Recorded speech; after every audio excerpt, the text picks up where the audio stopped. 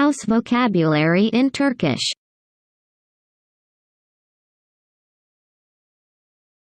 Apartment. Apartment. Apartman. Apartman. Kitchen. Kitchen. Mutfak. Mutfak. Bathroom. Bathroom. Banyo. Banyo.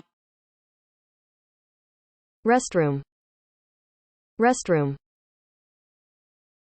Tuvalet. Tuvalet.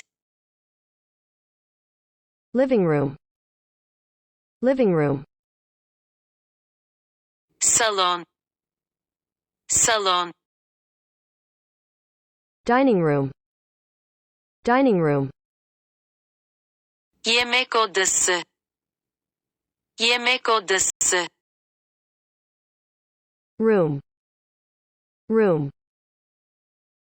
Oda. Oda. Kids. Room. Kids. Room. Çocuk odası. Çocuk odası.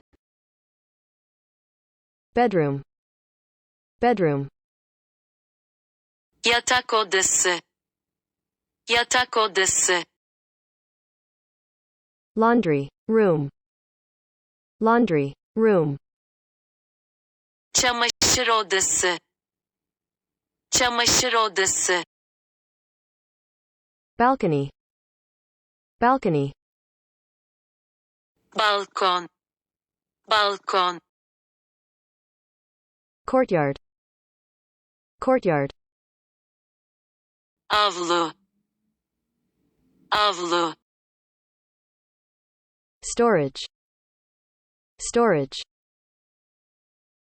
Depo. Depo. Basement. Basement. Bodrum. Bodrum. Pool. Pool. Havuz. Havuz. Garden. Garden. Bahçe. Bahçe. Parking. Parking. Otopark. Otopark. Attic. Attic. Çatı katı. Çatı katı. Roof. Roof. Çatı. Çatı.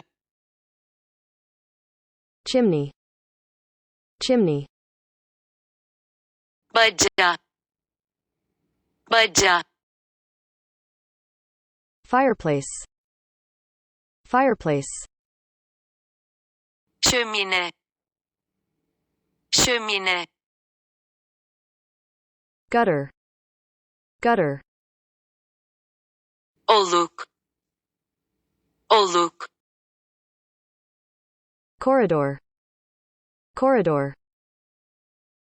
Koridor. Koridor. Stairs.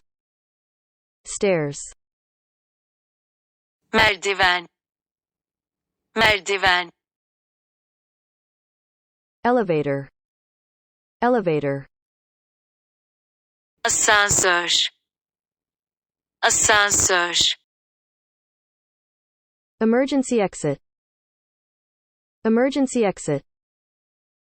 Acil çıkış. Acil çıkış.